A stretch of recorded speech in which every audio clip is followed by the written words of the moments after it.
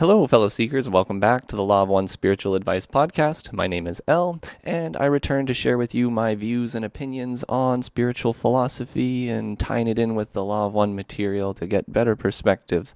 And today, I do believe I have a nice podcast set for you. We're going to be talking about a few things. Mostly it's going to be about seeking for the wrong reasons, but also seeking for the right reasons. What would be the difference between the two? We're going to be talking about spiritual ego. We're going to be talking about how to empower your progress, or what may come with empowering your progress and seeking.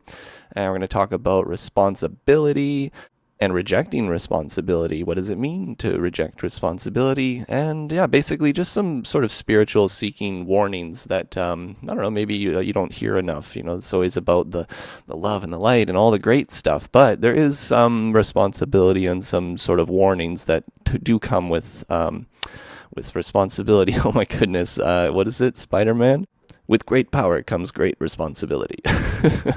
So, of course, these are long common types of lessons that have been around forever and have been explained in many ways, but I do believe I have a few quotes and ideas to run across you that will give you a more in-depth analysis into how you can sort of seek for the wrong reasons, and how we would like to be a good example of what it is that you're trying to teach in the world, because that is part of being responsible.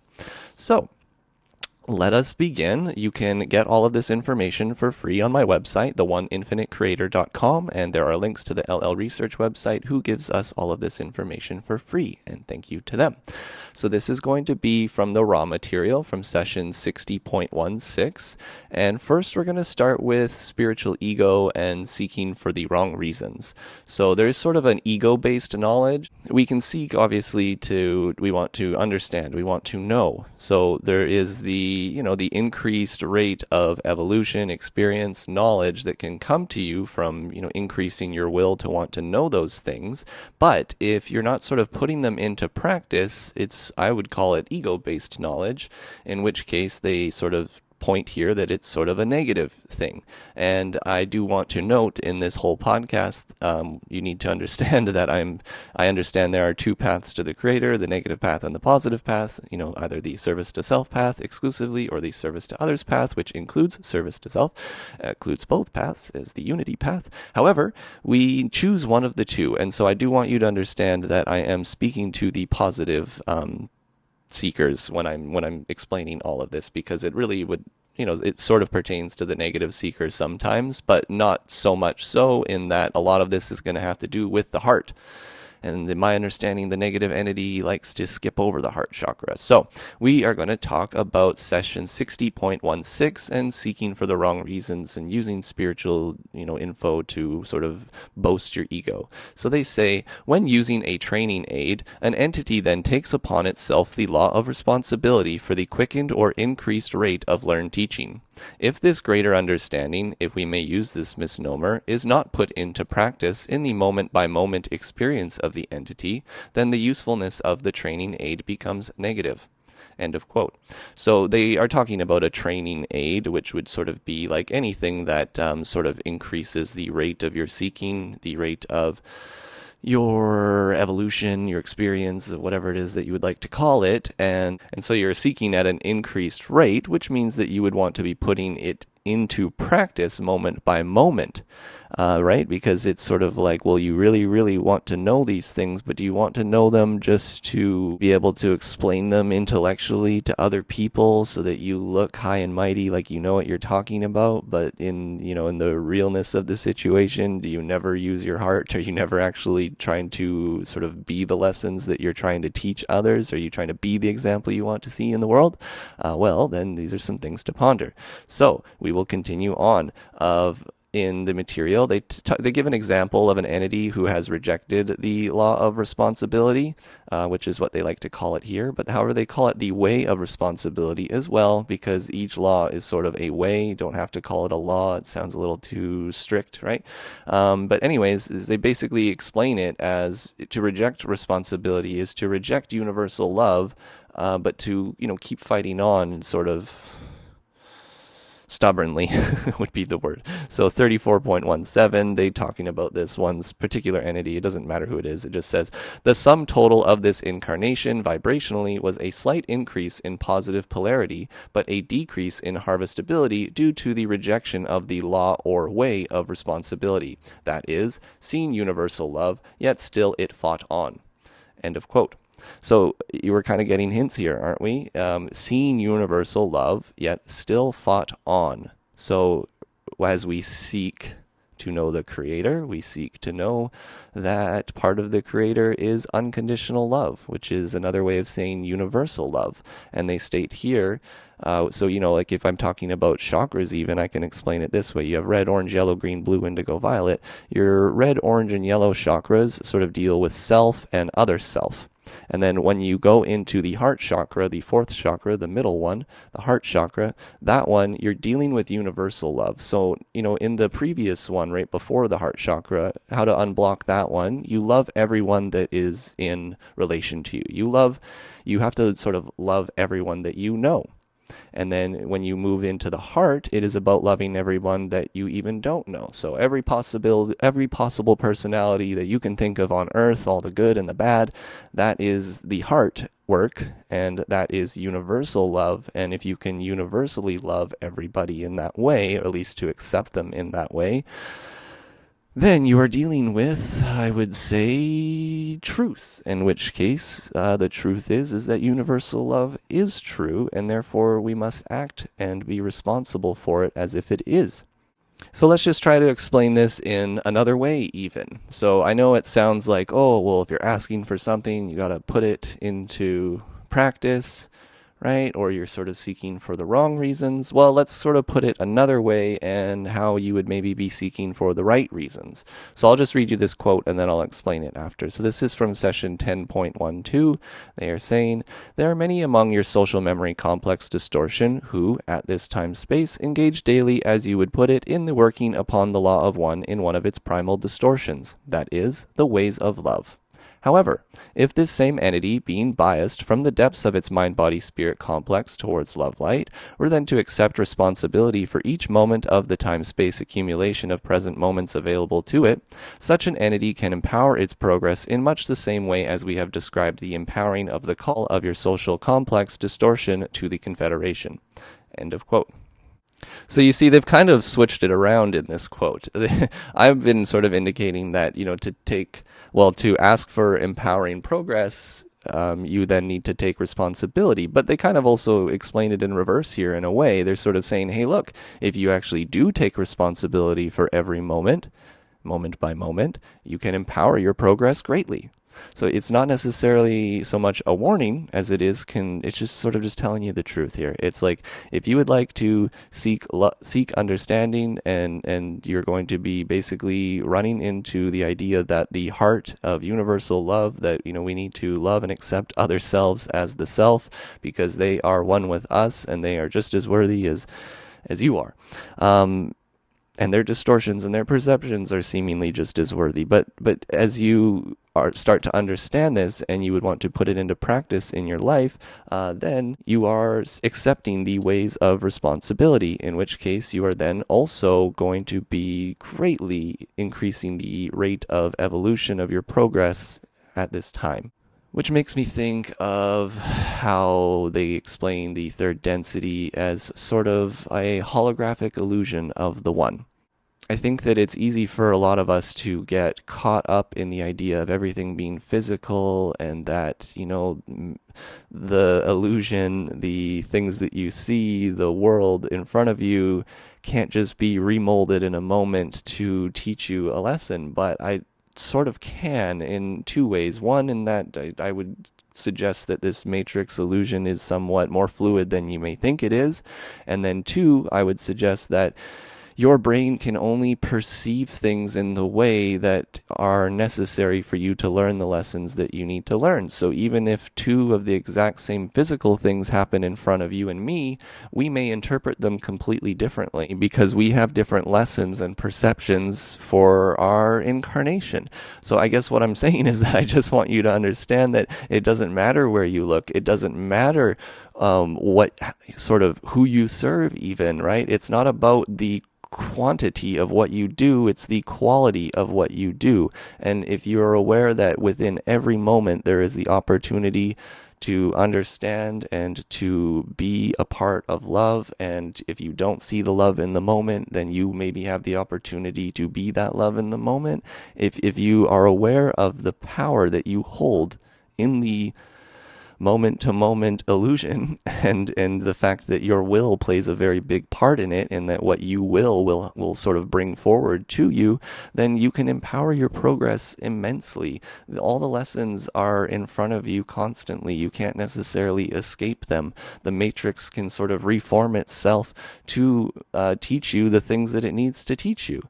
And so I guess I'm trying to say, if you do take responsibility, you can empower your progress massively, and so much so that, I would even suggest you'll start to see synchronicities and the magic of this seeking. Like, it really manifests in a powerful way when you really put your focus and your effort there, and the creation sort of starts to speak to you. It's like you see that when you put in a thought and a will and a suggestion, that things change and things come back to you, and you learn very quickly. So I guess, I just wanted to not make it so much of a warning and negative, as much as also it's a great positive thing that if you have the ability and the strength to take on the responsibility for the moment, which, you sometimes don't, it's okay to take a break and unplug and relax. It's all right. But if you are able to do that, you can empower your progress greatly. And so, yes, I guess while I'm thinking about this, I would like to suggest that you don't want to overdo it. You do want to go at a pace that is comfortable for you. And so, yeah, just take that into consideration. So I have many ways of explaining the same thing. So I just found a few more quotes, which is just from Ra. They're very short, and they will just sort of elaborate on also this idea of responsibility being a relation to, as they talk about in this material a lot, honor duty. They talk about the honor duty of putting into practice that which is learned. And they also talk about teach learning and learn teaching, which we'll get into here. But so I'll just read them in order here. 22.5. So in 22.5, they're talking about sort of a previous time on Earth, and previous peoples on Earths and just their lessons. And so this one is about a previous civilization, but it's going to give you an idea of the importance of responsibility here. So about, the putting into practice that which is learned. So in session 22.5, they state, without demonstrating the fruits of such learned teaching, the lifespan became greatly reduced, for the ways of honor duty were not being accepted. End of that part of the quote. So you can see even here that I suppose as you learn things and you do not, you don't have the honor duty of putting them into practice, it can cause distortion to many things, mind, body, and spirit. And in this case, they indicate that it even, greatly reduces the lifespan, that if you're to be seeking and not putting that into practice, because you're probably going to be leading to creating more distortion instead of lessening distortion and understanding the distortion. Probably going to be contributing to more of it than you are to sort of lessening it. And, that also goes towards this society on a larger, societal basis. We are one as a whole, as on the societal level, right? So with that consideration, we are a sort of larger body that is the earth. And, the same thing, the lifespan of that can also be reduced. So they indicate in the same session in 22.5, just before, they indicate that these entities were offered, both negative and positive sort of catalyst in order that they may be able to reject that catalyst, which I just thought was interesting, being that you a lot of times think about this as, yes, well, I'm going to seek understanding and love, and so I need to be love. But in another situation, sometimes here you're offered the opposite. You're offered the manipulation and the enslavement and the negative aspects, and you can sort of take responsibility for the lessons that you have learned by rejecting things of the negative path, because you do not see them as sort of freely giving, freely receiving, and in gratitude. So they state here, Same session 22.5, they say each entity then was offered many more subtle ways of demonstrating either service towards others or service to self with the distortion of the manipulation of others. As each lesson was understood, those lessons of sharing, of giving, of receiving in free gratitude, each lesson could be rejected in practice. End of quote. So as you see here, right, you can understand these things, but then still be offered the distortion to manipulate others. And so it's more so that you can reject something, which is you taking responsibility. I just sort of thought that was a slightly interesting part.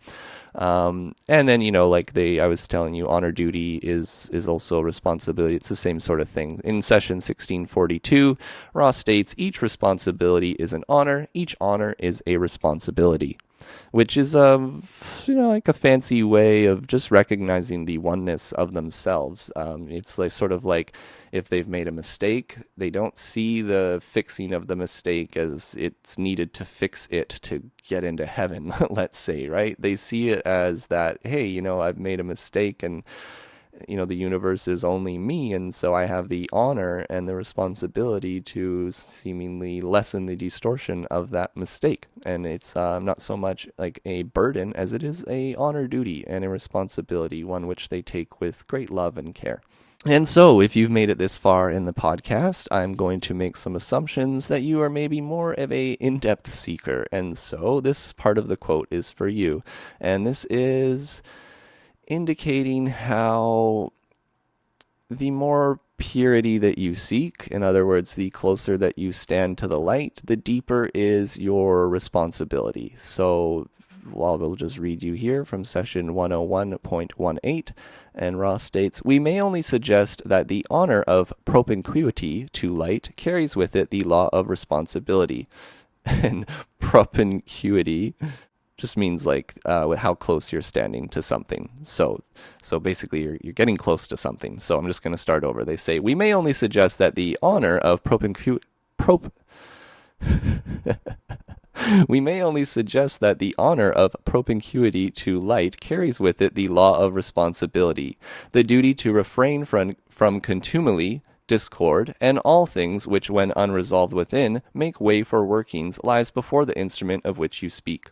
And so I guess I should have told you with this one, this previous quote, they were asking Ra a question about a friend that they were wanting to help. And so Ra is answering here to them to give a suggestion to that friend that, hey, you seem to be a person who stands very close to the light, but it sounds like you are maybe not taking responsibility for that light and love that you understand to be true. And so they're stating here the duty to refrain from contumely, which I believe just means like discord. Well, as they say in the next one, discord. So basically unharmonious ways of being, let's say, right? Like anger and expressing yourself in very seeming negative ways. So they say the duty to refrain from contumely, discord, and all things which, when unresolved within, make way for workings, lies before the instrument of which you speak. So it's tough to say exactly how they meant for this message to be given to that entity, because you and I don't know who that entity is or what kind of person they were. So we can have to just make some guesses, I suppose. What I would think is happening with this person is that they're aware of the love and the light of the one infinite creator and how they need to be understanding and in that harmonious in their sharings of understandings with others. So you're not going out into the world and causing a bunch of disharmonious distortions, let's call it. Instead, you're trying to be harmonious. You're trying to share in love and joy and thanksgiving. And you're trying to also find love within truth. So not, sometimes that's difficult. It's like the truth a lot of people don't want to hear. So you need to try to attempt to deliver that to them with love. But then vice versa, you find love within truth, but then you also want to find truth within love as well.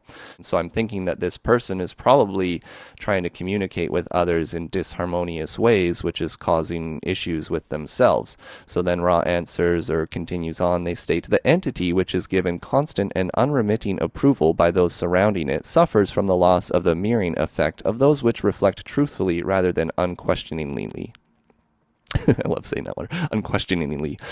This is not a suggestion to reinstate judgment, but merely a suggestion for all those supporting instruments, that is, support be harmonious, share in love, joy, and thanksgiving, but find love within truth, for each instrument benefits from this support more than from the total admiration which overcomes discrimination. End of quote. So that's a quote I've read you many times before, which is a whole sort of thing in itself. They're trying to say basically to tell the truth to somebody lovingly is almost more important than totally admiring them to the point that you overlook all of their sort of distortions, right?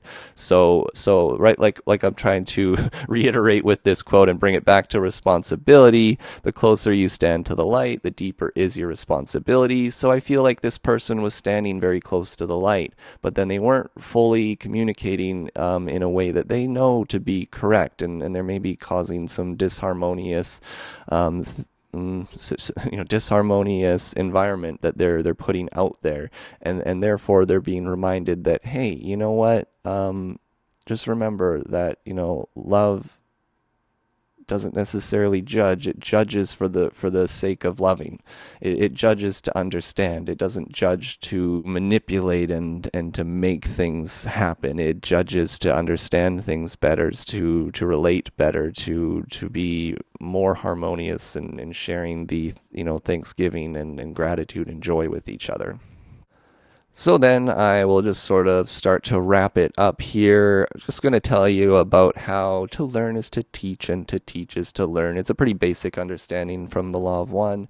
It's an idea of oneness again, where there is no necessary separation between teacher and student. If you're to teach, then a good teacher also learns from the student who is going to be questioning the teacher, and then it's sort of a good fluid back and forth. So they state here in 1.10, you must understand that this distinction between yourself and others is not visible to us. We do not consider that a separation exists between the consciousness-raising efforts of the distortion which you project as a personality and the distortion which you project as an other personality. Thus, to learn is the same as to teach, unless you are not teaching what you are learning, in which case you have done they little or no good. This understanding should be pondered by your mind-body-spirit complex, as it is a distortion which plays a part in your experience at this nexus. End of quote. So Ra is stating here, they don't really see a difference between you and me and the person beside us. They see us all as the sort of, same thing in a way. And so to teach one to the other is really no different. If you're all one, then if there's like a cell of your body that learns something, then the cell beside it may learn something, and vice versa, right? And it's sort of just like there's no difference. It's all the same body. So there's the teaching and learning, and the learning and the teaching is more just the fluidity, just moving back and forth between the creation. Right, so I guess I just want to sort of remind that, to learn is to teach, and to teach is to learn. And if you are learning these things, then you are sort of teaching them as well. But that doesn't mean that you need to go out and to teach people who do not want to learn, right? Sometimes that teaching can be just in the way that you live your life. I think this is a really important thing to understand, that, what you do and the way that you do the things that you do, and the energy and the confidence and the love with which you do them, that speaks to people so much more than the spiritual philosophy and the hard lessons of life that you would like to philosophically and intellectually get across to them.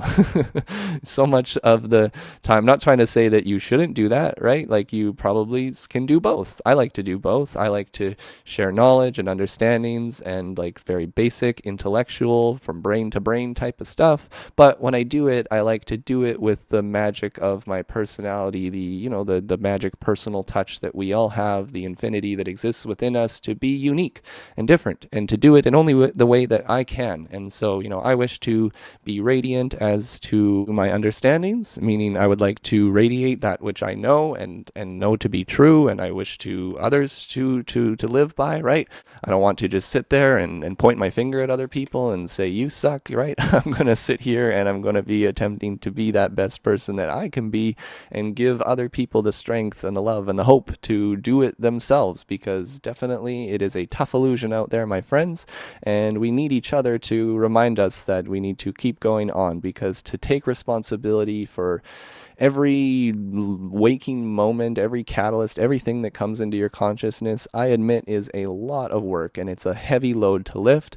I'm not trying to say that you should be constantly trying to triple and quadruple your empowering of your progress and taking on as much responsibility as you can. You only have, so much strength, I suppose, that you can give to this type of thing.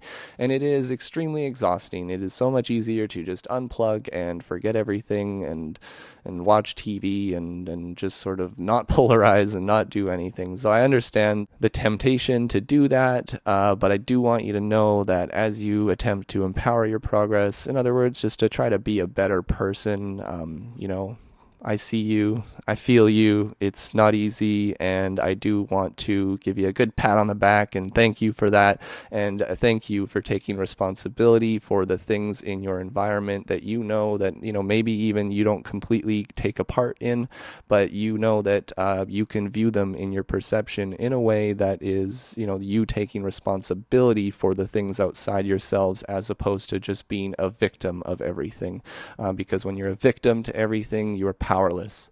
But if you remember that you're sort of never a victim, that everything that you see and happens to you, you can take responsibility for it in the way that you wish to, learn and move forward, then you are absolutely killing it. I think you're empowering your progress. I think you are attempting to then be the example that you wish to see in the world, and it's difficult. And so, you have my will and strength behind your back. You have the Creator, you have unseen friends who all have your back. So do remember to be grateful. Remember to ask for help. Remember to give thanks. Giving thanks and being grateful for unseen assistance, or whatever you would like to call it, is another way of asking for help. And so, I just want to finish this by just telling you to be kind to yourself, because it is a lot of work, this Law of One stuff. It takes on a lot of responsibility. It can be a big burden to many people's minds, and especially when they see other people out there who are sort of taking no responsibility. It can be very frustrating when you get, put up against each other and trying to compare yourself with this person, with yourself. Like, why can they take no responsibility and here I am over trying to do my best, and why aren't they trying to do it? Well, I don't know the answer to that, my friends. All I know is that you have the power to seek within yourself as you see fit. And if you're listening to this, I assume we're sort of on a similar level of, we would both wish to seek on a sort of deep, more pure level. And so with that, comes, it's a bit of a gift and a curse. As a gift, you get a gift, or all gifts are curse, and all curse are sort of gifts, right? So it's okay that sometimes we feel the heavy burden of responsibility. All is well. I think what's important is even though I'm going to slightly contradict my whole podcast here, is to do both of these things, right? You are of the illusion and also not of the illusion. We are of space-time, but we are also of time-space. We are of the physical, but of the metaphysical. So as much as I said, you don't want to necessarily unplug and just watch TV, you sort of do in a way. You want to balance yourself, but I wouldn't say watch TV. I would say, unplug and in meditation. It is good to, attempt a daily, some sort of weekly, daily, I don't know what you want to do, but something where you are able to unplug, let go of all the thoughts and the emotions and the feelings and the lessons and the understandings and the many, many, many thousand things of the mind that you think are important, and let them go to the Creator. Try to enter the silence. There is that silence of the Creator that is everything, that is beyond word, that is beyond expression. And if you sit in that, and I do feel that then you're getting a good balance of the two. You do want to be able to rest in the unity of oneness, but at the same time take responsibility for everything that comes with being one. And so I will leave you with that, my friends. I thank you for listening. If you appreciated this podcast, please give it a like. That's how I know that you appreciated the lessons and the ramblings that come out of my mouth here. If you find value in what I do, I would really appreciate it if you joined my Patreon, shot me a one-time PayPal, or you can set up a monthly donation through that as well. And I know that I forgot to mention it. You could always send an e-transfer to the Law of One Spiritual Advice at gmail.com. theoneinfinitecreator.com, which you can also find on my website, theoneinfinitecreator.com. I seek to give all of this information for free, and so I must thank all of you who do join and send me a little abundance here and there, because it really does help keep this operation running smoothly. It allows me to do small upgrades. I got a mic and a mic boom, so I feel like I can more easily sit here and comfortably express the things that are coming from my heart. So thank you guys for assisting. I have the website to pay for, all that stuff that's fun, but I also wish to do this in long form. I do have a dream that maybe one day I could even, quit my corporate job and just be giving more teachings more often on these sorts of channels. And so, yeah, if you find value, you'd like to see more of this in the world, if you think, right, you don't even necessarily need to be listening to every single one of these or checking all my Instagram posts. If you're assisting me, you're assisting that message getting out to everybody. So I just really appreciate the support and love in you guys feeling that what I'm doing here is important. It really means the world to me. There's don't have a lot of people in my life that totally believe in me, and so to have strangers believe in me is a wonderful, amazing feeling. So thank you guys for listening. Thank you for seeking, and I hope you have a wonderful rest of the week, and take care.